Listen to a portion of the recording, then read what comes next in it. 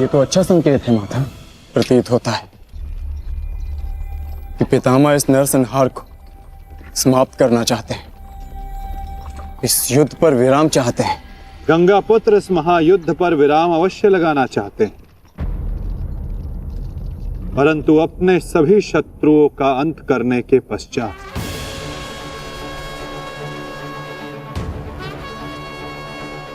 आक्रमण करो पांडु पुत्रों, और यदि सामर्थ्य हो तो जीवित रहो।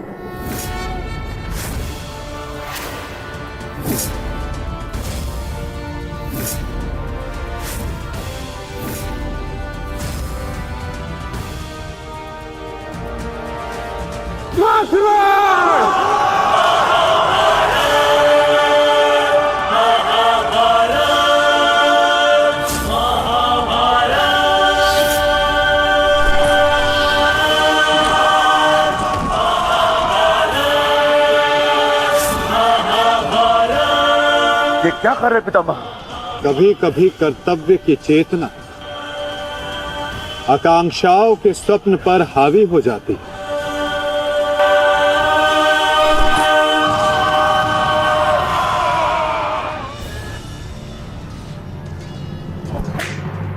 यह मेरी अंतिम चेतावनी है पांडु पुत्रों, और तुम्हारे पास ये अंतिम अवसर है। समर्पण करो, अन्यथा परिणाम के लिए प्रस्तुत रहो।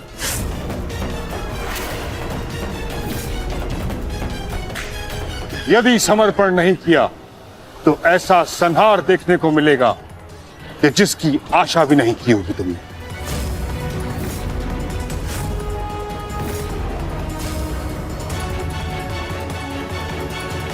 किस बात का समर्पण पितामह? किस बात का समर्पण?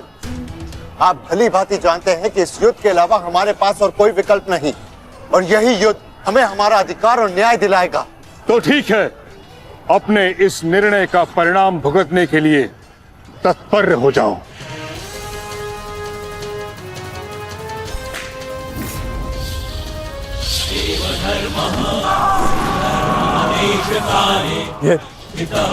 ये पितामह क्या कर रहे हैं? हमारे सैन्य बल का क्रूरता से अंत कर रहे हैं। अर्जुन, तुम्हें पितामह को रोकना होगा, क्योंकि हम सभी में केवल और केवल तुम ही इसमें सक्षम हो।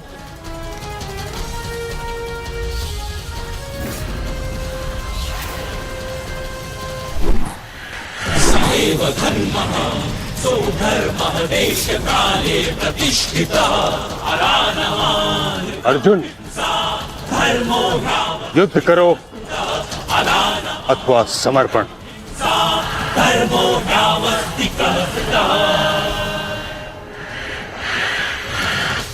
तुम्हारे मौन ने मुझे उत्तर दे दिया।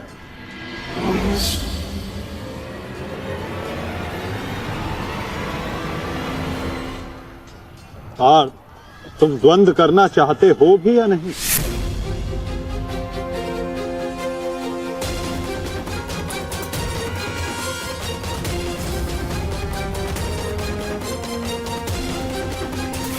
तुम्हारे मौन ने मुझे उत्तर दे दिया। उचित होगा पितामह कि आप अपनी ओर से कौरवों को भी आक्रमण करने की अनुमति दीजिए, क्योंकि आप तो मेरे साथ द्वंद्व में व्यस्त होने वाले हैं। मेरी ओर से लड़ रहे योद्धाओं का अपमान मत कीजिए पितामह। ठीक है अर्जुन,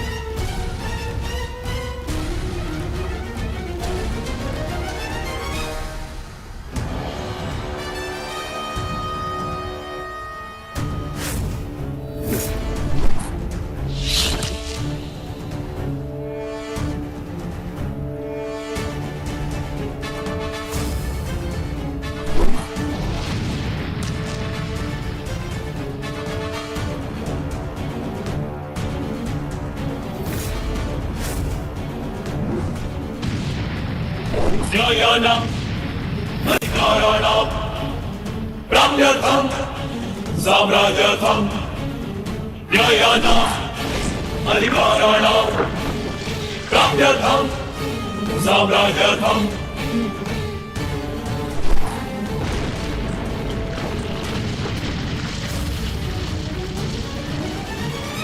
युद्धो न्यायस्य अध्याये पुण्यस्य कथां जपामि। युद्ध का 9वां दिन।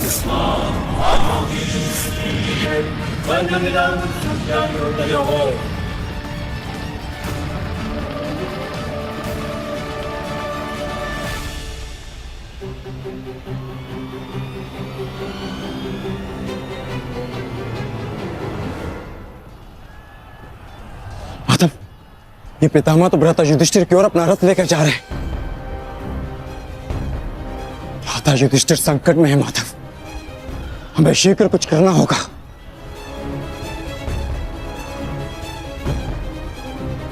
तुम भली भांति जानते हो युधिष्ठिर कि तुम मुझसे द्वंद्व करने में सक्षम नहीं हो।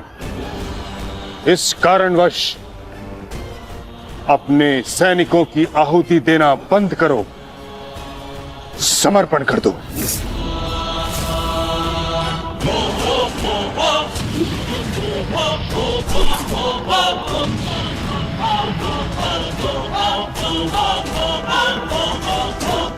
अद्भुत पितामह, अद्भुत। गंगा पुत्र अच्छा है, अच्छा है।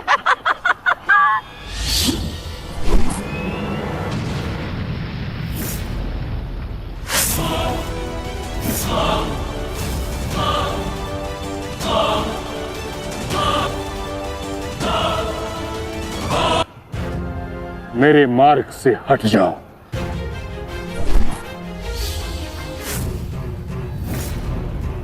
यह मेरी अंतिम चेतावनी है पुत्र, मेरे मार्ग से हट जाओ।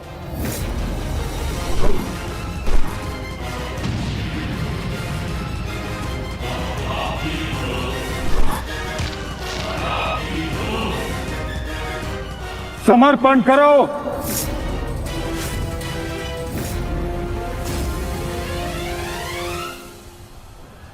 हम कौरवों के समक्ष समर्पण नहीं करेंगे पितामह, चाहे इसके लिए हम सबको अपने प्राण क्यों ना खोने पड़े।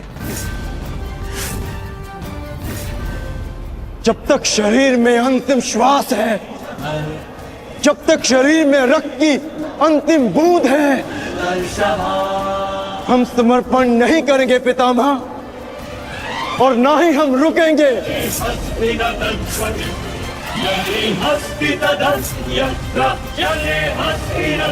ठीक है अर्जुन, यदि तुम्हारा निर्णय यही है तो मेरा उत्तर भी जान लो।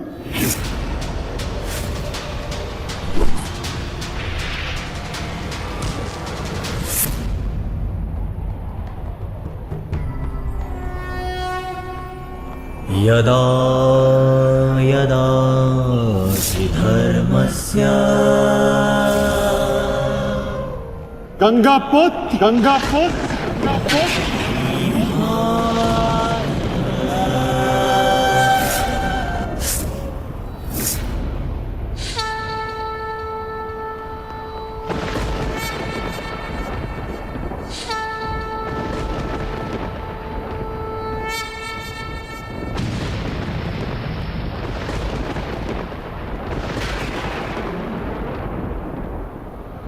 मेरे शस्त्र ना उठाने के दिए गए वचन को मेरी दुर्बलता मत समझना।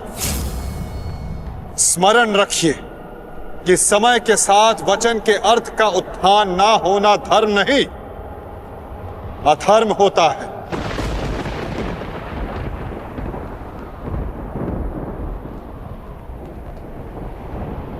मैं केवल अपने कर्तव्य का पालन कर रहा हूं वासुदेव, और ऐसा करने से मुझे कोई नहीं रोक सकता। कोई भी नहीं।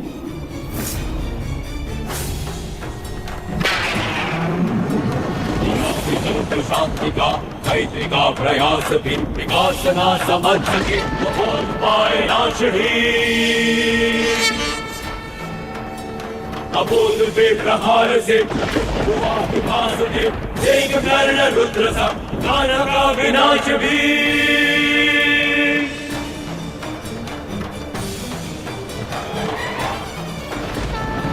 वचन न मानता युद्ध भाषा जानता उसे मिलेगा युद्ध भी दंड भी प्रहार भी कटेगा पाप का नाश होगा नीच का दमन करेंगे वासुदेव उसका अहंकार भी रथचक्र के प्रहार से अग्नि कृष्ण की करेगी पाप का दलन पाप से थकी धरा राही मां पुकारती ईश द्वार का अपना प्राण वापसी सुंदरा गुलेंगे त्राण रच के एक नौ विधान भूमिशाही करके पावन को करेगी आरती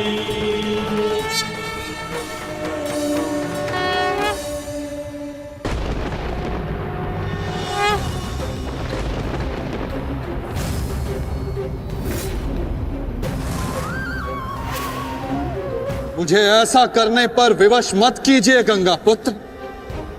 मैं आपका वध कर सकता हूं और ऐसा करने के लिए मुझे शस्त्र उठाने की आवश्यकता नहीं, केवल ये चक्र ही पर्याप्त है।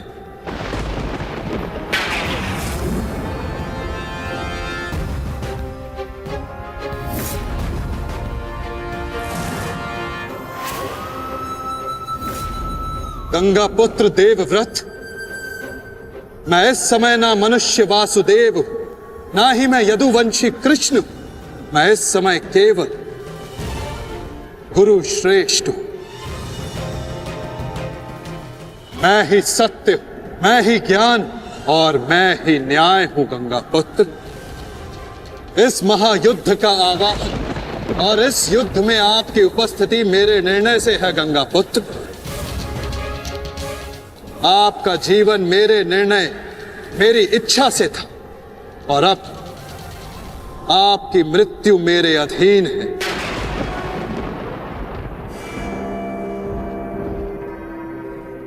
मैं पर ब्रह्म हूं जिस पर कोई बंधन नहीं गंगा पुत्र, ना ही युद्ध के नियमों का और ना ही किसी प्रकार के वचनों का।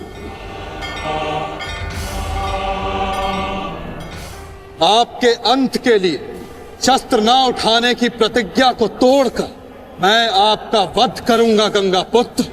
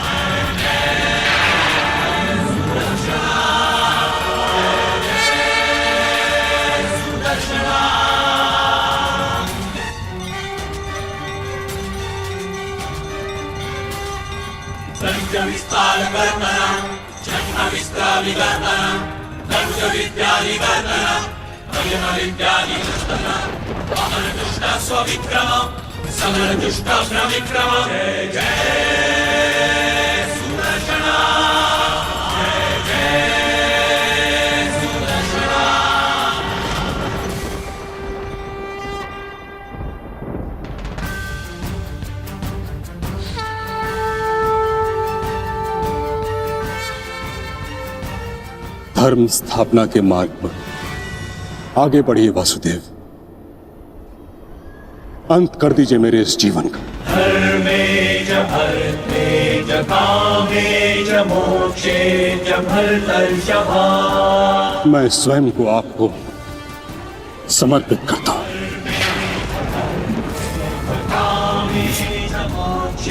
क्योंकि ना तो पांडव मेरे प्राण लेने में सक्षम है और ना ही मैं उन्हें मार पाऊंगा। मैंने सदैव धर्म का पालन किया, कभी अधर्म नहीं किया।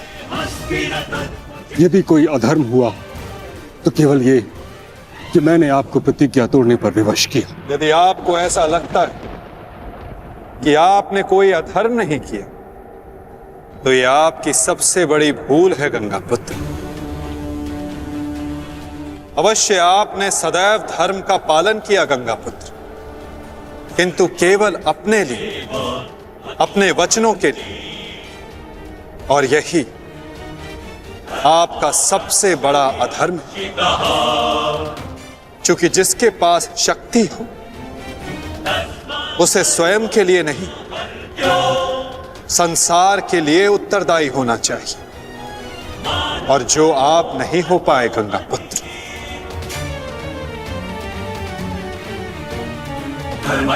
और आपका तथाकथित धर्म, आपका अज्ञान, आपका सबसे बड़ा शत्रु और अधर्म बन गया। किंतु वासुदेव, मैंने तो सदैव वही किया जो मेरी अंतरात्मा ने कहा। तो क्या इस धर्म युद्ध में अधर्म के पक्ष से लड़ने की अनुमति भी आपको आपकी अंतरात्मा ने दी गंगा पुत्र? हरी सभा में द्यूत में होते छल को देख मौन रहने की अनुमति क्या आपको आपकी अंतरात्मा ने दी थी गंगा पुत्र? कुल वधू का वस्त्र हरण होते समय शस्त्र उठाने के लिए क्या आपको आपकी अंतरात्मा ने रोका था गंगा पुत्र? हस्तिनापुर की सुरक्षा के लिए आपने इतिहास की सबसे भीषण प्रतिज्ञा ली गंगा पुत्र, परंतु आप हस्तिनापुर का अर्थ ही अनुचित समझ बैठे।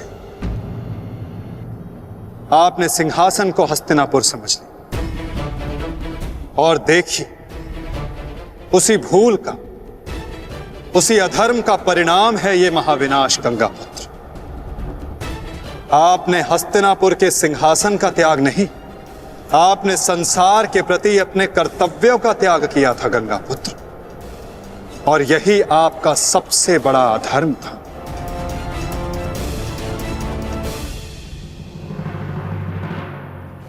परिवर्तन ही संसार का नियम है गंगा पुत्र, और संसार के कल्याण और उत्थान के लिए ऋतुएं भी स्वयं को परिवर्तित करती हैं, परंतु आपने परिवर्तन को नहीं स्वीकारा। जो स्थिर हो जाए वो मनुष्य नहीं, पाषाण, और जो अपने विचार को कभी बदले नहीं वो मानवता का शमशान है गंगा पुत्र।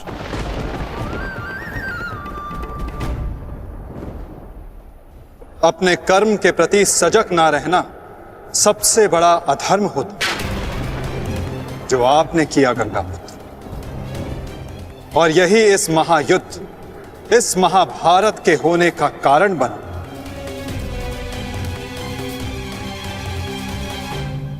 प्रभु, मेरा मार्ग दर्शन कीजिए। आपका कर्तव्य यह है गंगा पुत्र कि आप अपने शस्त्र को त्याग कर अपने जीवन का बलिदान देकर इस अधर्म को रोकें।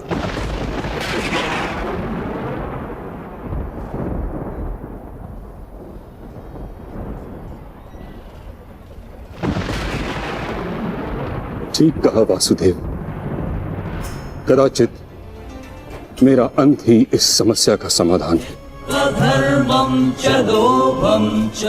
आज जबकि मुझे अपनी भूल का भान हो गया है, मैं अपना प्रारब्ध स्वीकार करने के लिए तैयार हूं।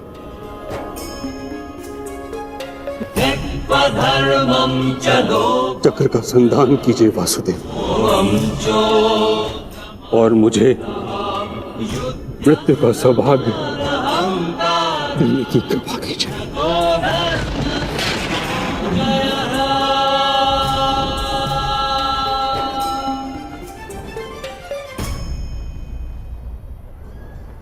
ठीक है, यदि आपकी इच्छा ये मृत्यु पाने की है तो मैं अपनी प्रतिज्ञा को तोड़कर तुम्हें मुक्त करता हूं गंगा पुत्र।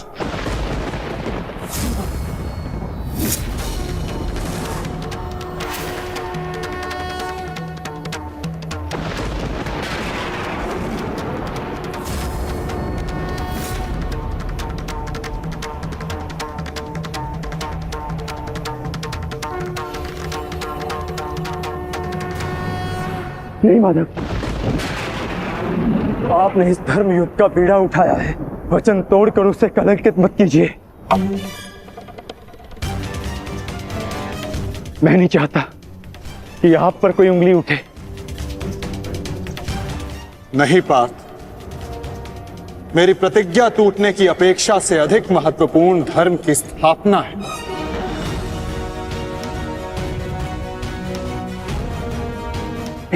नहीं माता, नहीं।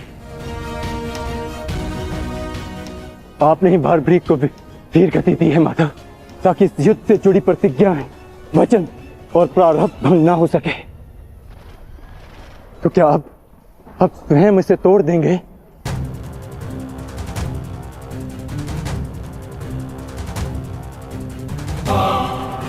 आप मुझे एक अवसर और दीजिए माधव। मैं अपने संपूर्ण मनोबल और कौशल से यह युद्ध करूंगा। जब तक मेरे शरीर में रक्त की एक बूंद भी बहेगी, मैं अपने मन में भावनाओं को नहीं बहने दूंगा माधव।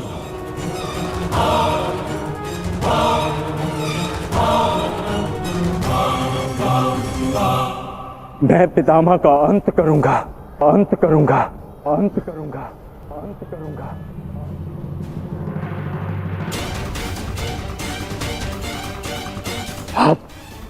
आप ये चक्र छोड़ दीजिए माधव, आप ये चक्र छोड़ दीजिए।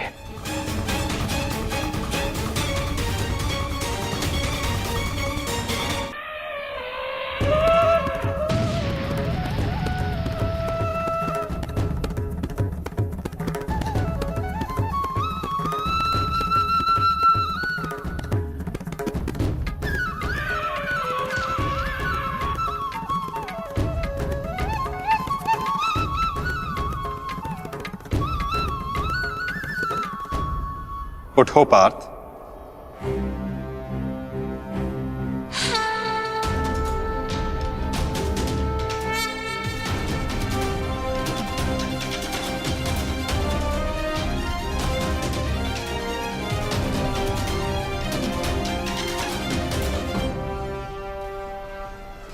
आपके हाथों मोक्ष पाना कदाचित मेरे भाग्य में नहीं वासुदेव।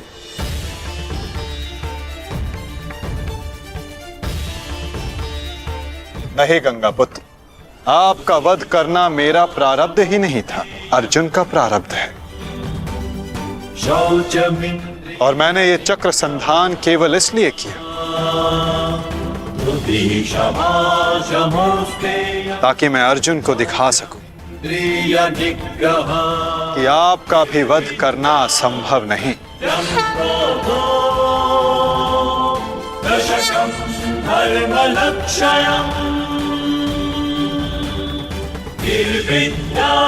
सत्यं बोधो दशकं धर्मलक्षणं, दशकं धर्मलक्षणम्।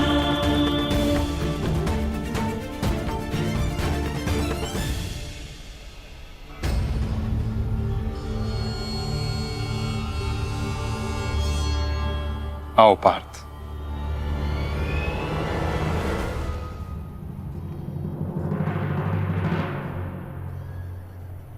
पुत्र अर्जुन, युद्ध आरंभ करें। मैं सज्ज हूं पितामह।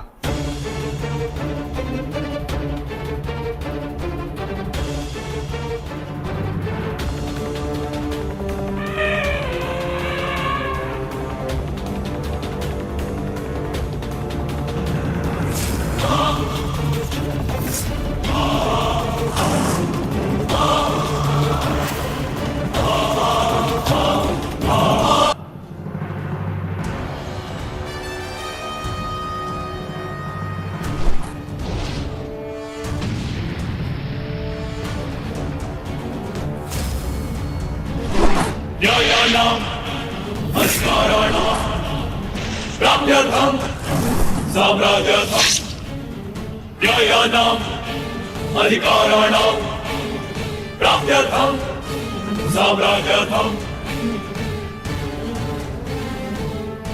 अद्भुत पुत्र अर्जुन, कर्म पथ पर तुम्हें भावनाओं से ऊपर उठते हुए देख प्रसन्नता हुई।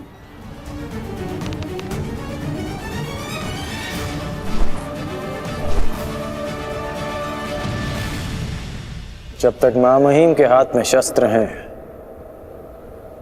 उनके प्रहार की धारा कोई नहीं रोक सकता और ना ही उन्हें कोई निरस्त्र कर सकता है।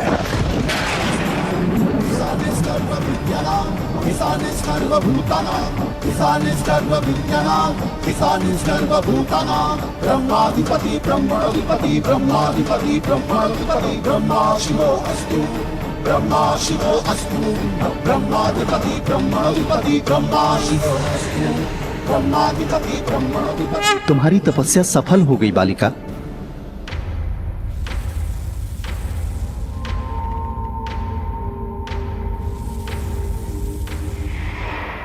मांगो, क्या मांगना चाहती हो? गंगा पुत्र भीष्म का नाश। किंतु गंगा पुत्र का वध मेरे वश में भी नहीं है शिखंडिनी। परंतु अपने जीवन का अंत तो मेरे वश में है ना। 2 बार मैं अपना जीवन त्याग कर चुकी हूं।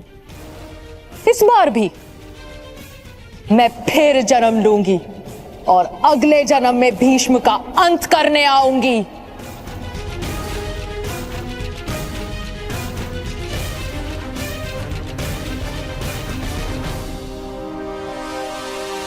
रुको बालिका,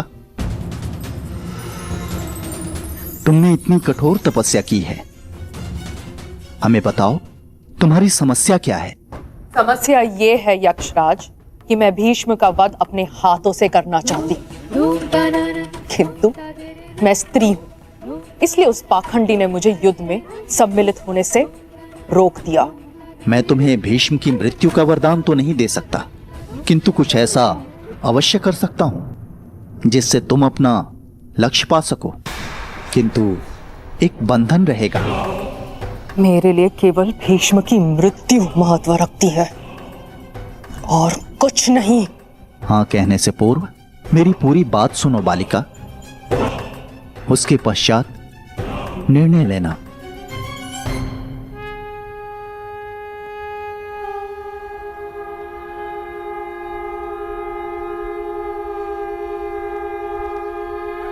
पुत्र अर्जुन, आज तुम कुशलता पूर्वक लड़े, परंतु मेरे वध के लिए यह पर्याप्त नहीं। हाँ, क्योंकि महामहिम के पास तुम सबके नाश के लिए पर्याप्त अस्त्र है धनुर्धारी अर्जुन।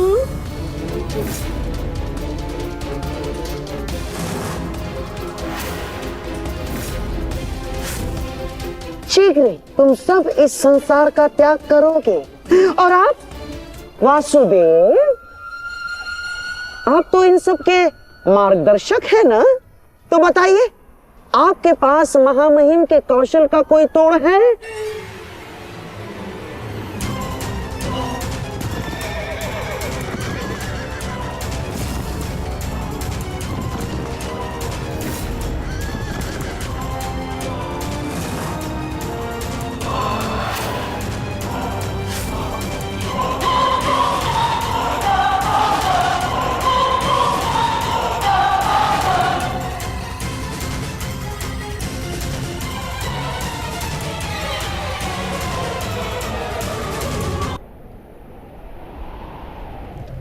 आज मैंने पूरे सामर्थ्य से पितामह का सामना किया, परंतु उन्हें परास्त करने में असफल रहा।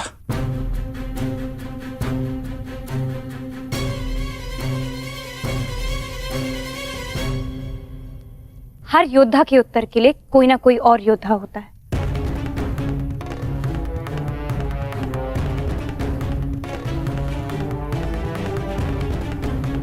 केशव, आप ही तो कहते हैं ना कि कभी कभी भाग्य स्वयं चलकर हमारे पास आता है, किंतु शिखंडिनी अब तक क्यों नहीं आई? उसे इतना समय क्यों लग रहा है केशव?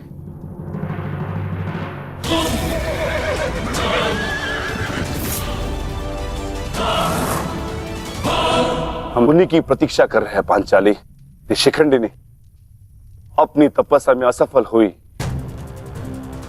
तो पितामह हमारी सेना का अंत कर देंगे और हमारे पास केवल और केवल 2 अक्षणीय सेना शेष है।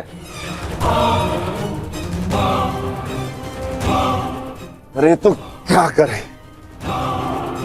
कुछ तो करना ही होगा, अन्यथा हम इस युद्ध में पराजित हो जाएंगे।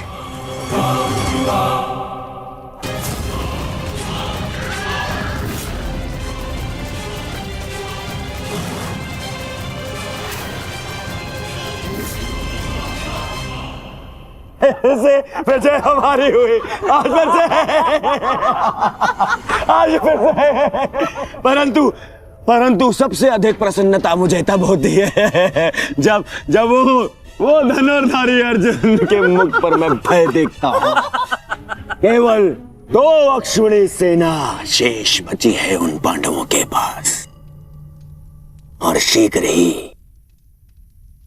वो 2 अक्षुणी सेना भी समाप्त हो जाए, अंत हो जाएगा उनकी सेना का और उन पांडवों का। अवश्य अंत होगा, नाश होगा, क्यों नहीं होगा?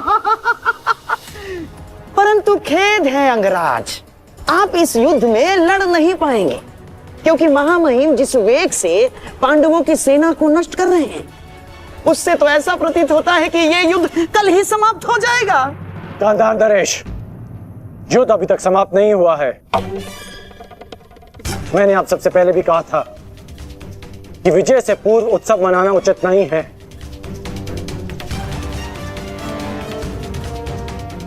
हो सकता है कि कल पांडवों को महामहिम के प्रहार की ढाल मिल जाए।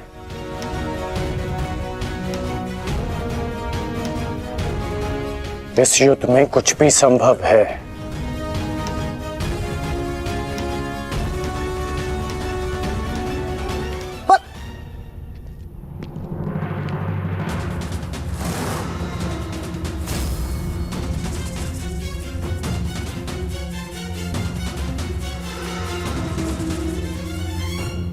कौन हो तुम? मैं इस युद्ध का अंत हूं। मैं भीष्म की मृत्यु हूं। देवी शिखंडिनी,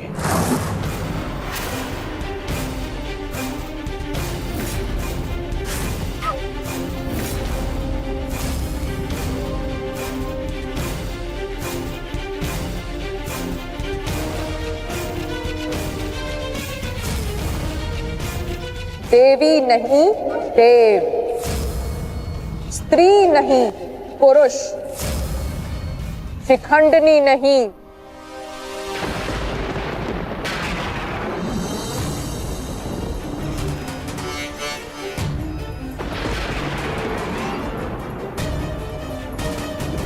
शिखंडी।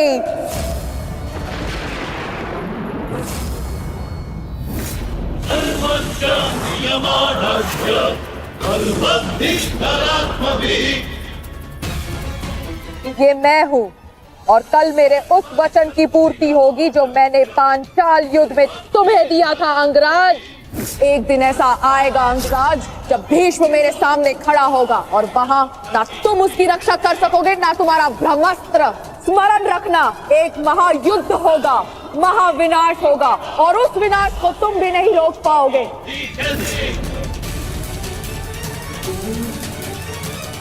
बधाई हो, कल से तुम इस युद्ध में प्रवेश करोगे। कल कुरुक्षेत्र एक योद्धा को विदा करेगा और दूसरे योद्धा का स्वागत।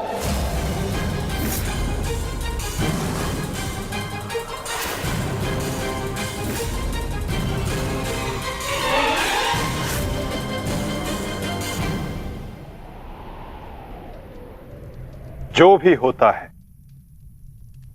केवल समय के अनुसार होता है और उचित समय आने को है। हमें केवल धैर्य रखना है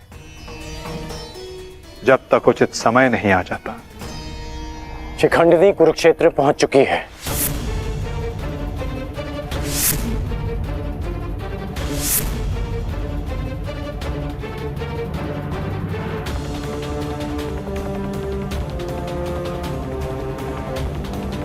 शिखंडिनी के आगमन में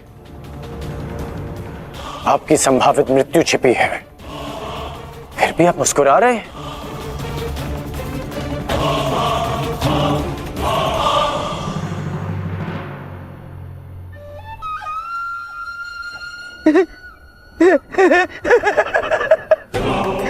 अब समझ आया महामहिम कि आप मुस्कुरा क्यों रहे हैं। युद्ध के नियमानुसार शिखंडिनी युद्ध में भाग ले ही नहीं सकती, क्योंकि वो एक स्त्री है। नहीं, वो स्त्री नहीं पुरुष है। शिखंडिनी नहीं शिखंडी है। वो स्त्री से पुरुष में परिवर्तित हो चुकी है और कल वो युद्ध में प्रस्तुत होगा और उसका एक ही उद्देश्य है, मां महिम का वध।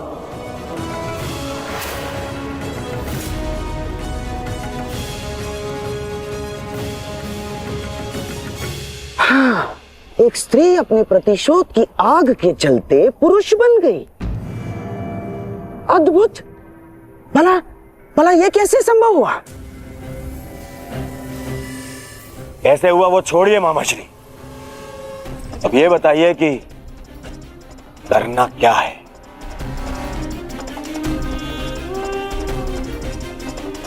चिंता ना करो मेरे होने वाले सम्राट।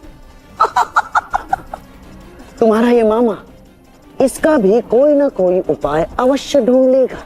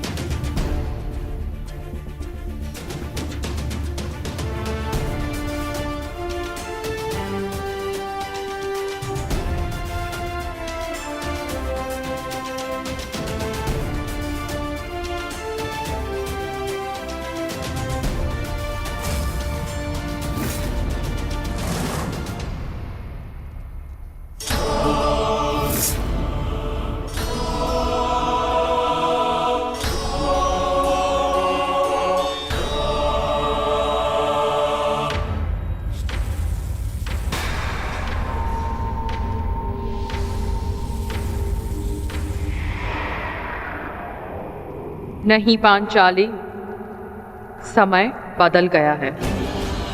तुम्हारे समक्ष शिखंडिनी नहीं शिखंडी है। एक पुरुष, एक पुरुष, एक पुरुष।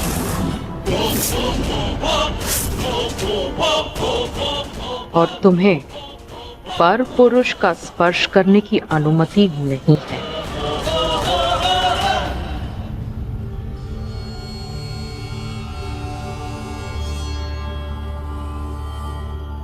जब हमें सबसे अधिक आपकी आवश्यकता है, आप हमारे समक्ष प्रस्तुत हैं। इसके लिए आपका धन्यवाद। मैं यहाँ अपने आवश्यकता और अपने उद्देश्य के लिए आया हूँ। आवश्यकता मुझे आप सबकी पड़ेगी,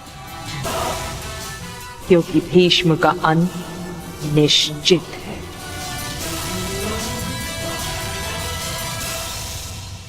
ये मेरा वचन है, हम आपका पूर्ण रूप से समर्थन करेंगे, फिर चाहे कुछ भी हो जाए। युद्ध भूमि में हम आपके साथ खड़े रहेंगे और अंत तक युद्ध करेंगे। हमें ये कार्य कल ही संपन्न करना होगा, क्योंकि मेरे पास मेरे जीवन का लक्ष्य पूर्ण करने के लिए केवल एक ही दिन है।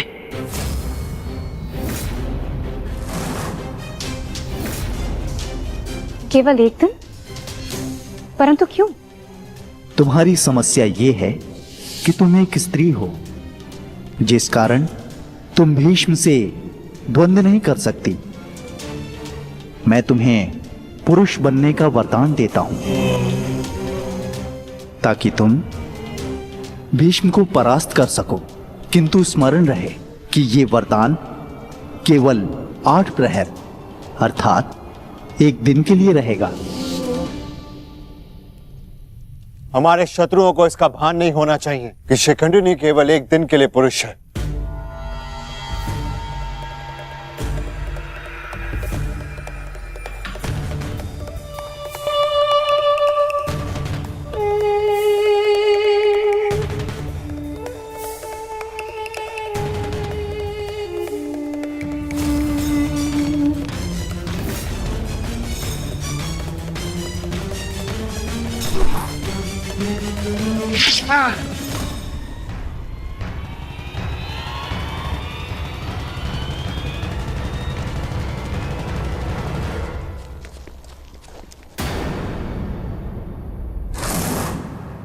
अपने वेश से ये गंधा का निवासी प्रतीत होता है। अर्थात ये मामा शकुनी का गुप्तचर था। सौभाग्य ये कि यहां से जीवित नहीं जा सका। किंतु इस गुप्तचर का संदेश शत्रु तक पहुंच चुका है पार्थ।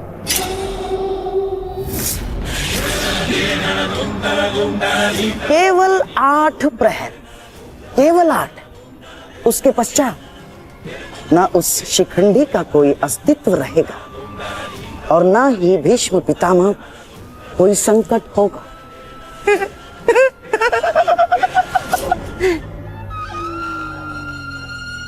क्या होगा यदि तुम्हारे पितामह कल युद्ध भूमि में प्रस्तुत ही ना हो तो?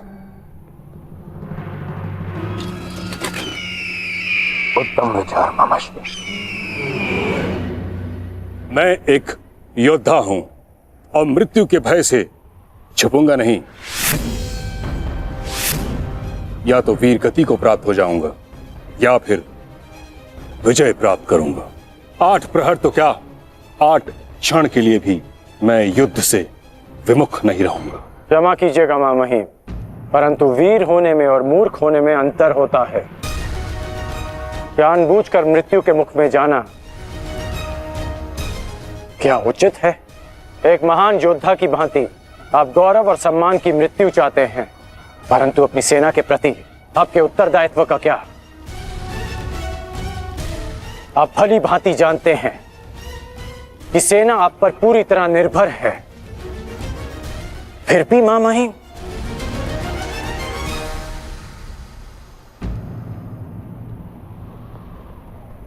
अंगराज ठीक कह रहे पितामह।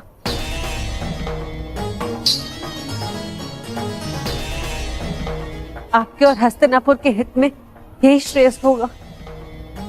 भले आप युद्ध में सम्मिलित ना हो। कुंती पुत्री, ये जानते हुए भी कि तुम हस्तिनापुर में अपने शत्रुओं से घिरी हुई हो, तुमने यहां रहने का निर्णय क्यों लिया? धर्मं च लोभं च, क्योंकि हम सब कर्तव्यबद्ध हैं। मैं भी अपने कर्तव्य का पालन कर रहा हूं। यह मेरा अंतिम निर्णय है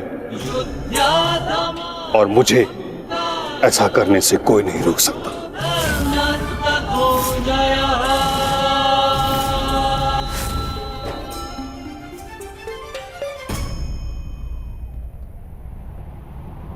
मित्र, चाहे कुछ भी हो जाए, कल तुम्हें पितामह की रक्षा करनी होगी।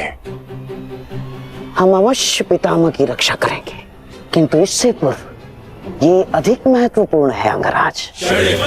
हमारी समस्या का अंत होना। हमें समय मिलते ही शिखंडी का वध करना होगा। उसके पश्चात हमें इस युद्ध में विजय पाने से कोई नहीं रोक सकता।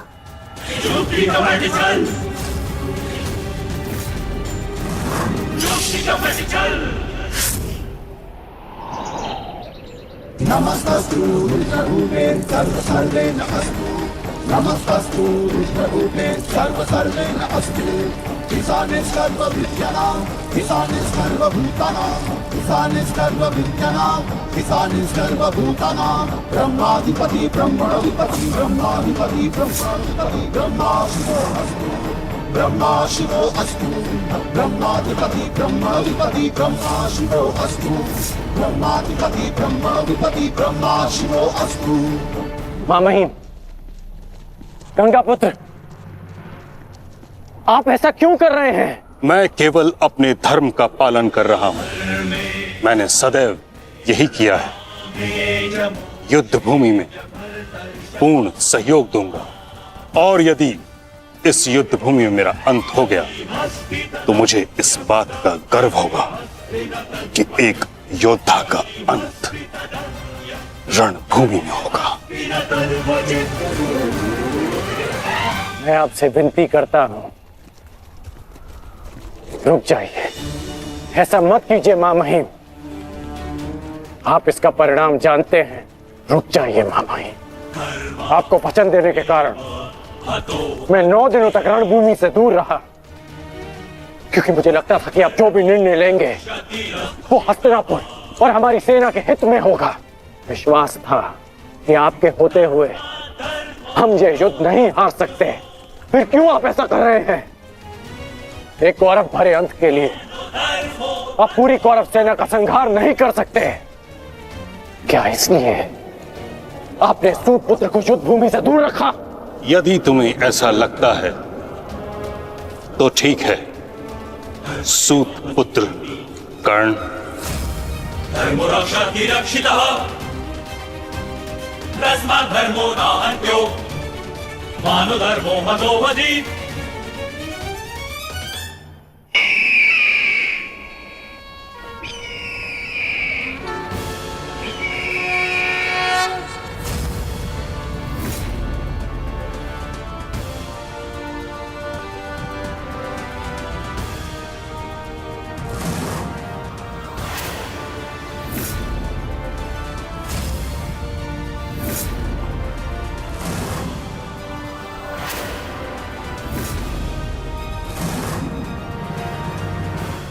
दुर्योधन, स्मरण रहे, आज हमारा केवल एक ही उद्देश्य है, महामहिम की रक्षा, और उसके लिए आवश्यक है शिखंडी का अंत।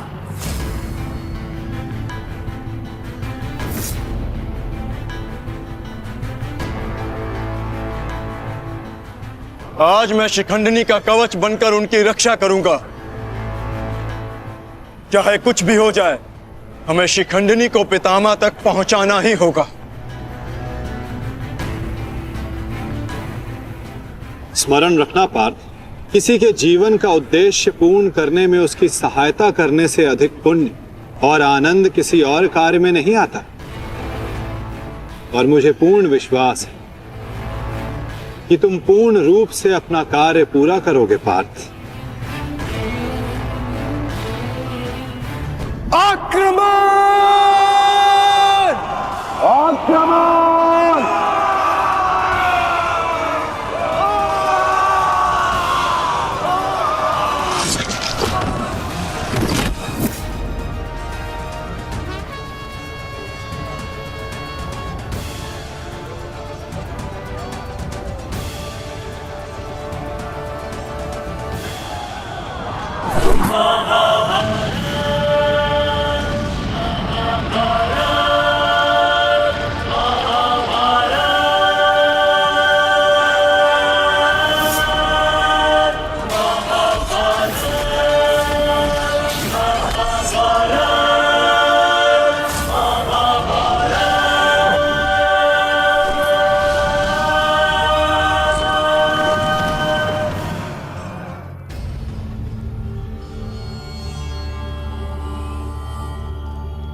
कि एक सूत पुत्र मेरी ओर से युद्ध में भाग नहीं लेगा। भले ही कर्ण अंगराज है, परंतु यह बात भी सत्य है कि इसका जन्म एक सूत के घर हुआ है।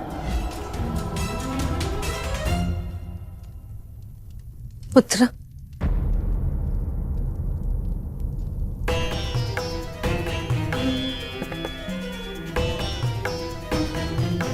तुम यहां अंदर क्यों बैठे हो?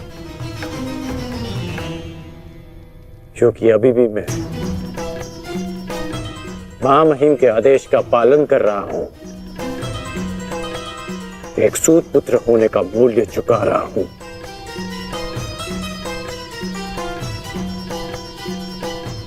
अर्थात तुम पितामह को अभी भी नहीं समझ पाए कर्णपुत्र।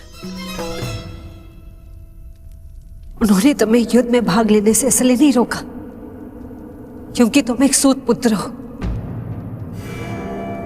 इसलिए रोका क्योंकि वो जानते हैं कि तुम मेरे पुत्र हो।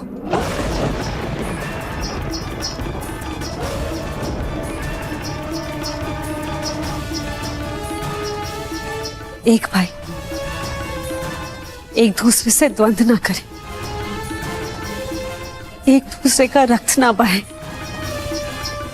इसलिए उन्होंने तुम्हें यही रहने का आदेश दिया।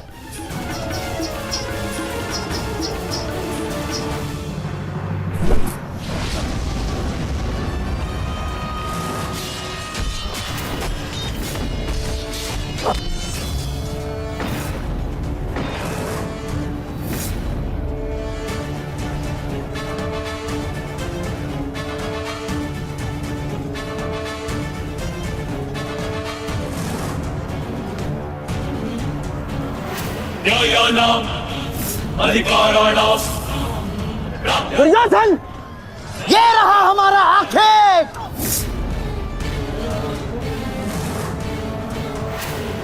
दुर्कलहो क्रूरो एषः लग्नमिदं सत्याहृदयोः।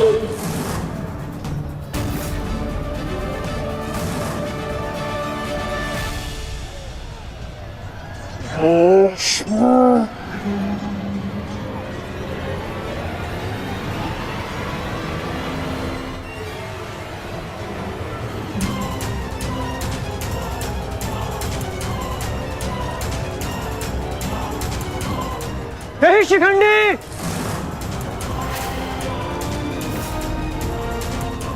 शिखंडी रुक जाओ।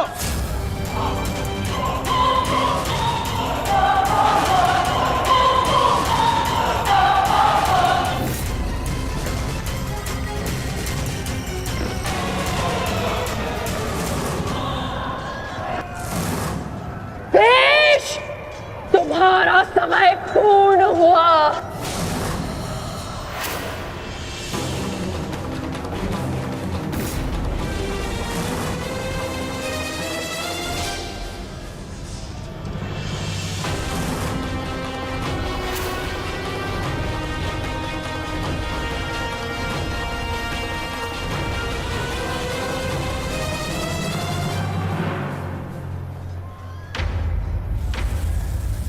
रूप बदला है, परंतु युद्ध कौशल का स्वरूप नहीं बदला तुम्हारा। अब देखना यह है कि पुरुष बनकर कुछ पौरुष बचा भी है या नहीं।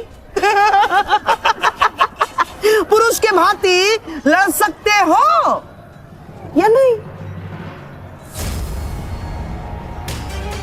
माधव, हमें शीघ्र शिखंडी तक पहुंचना होगा।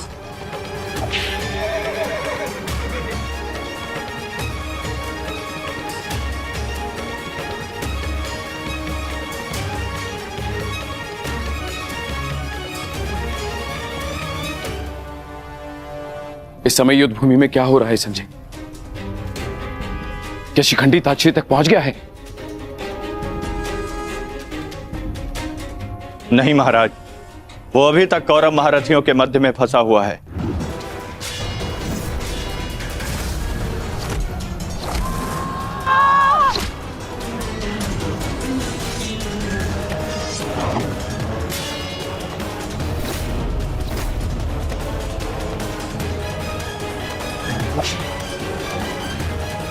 शिखंडी है कहाँ?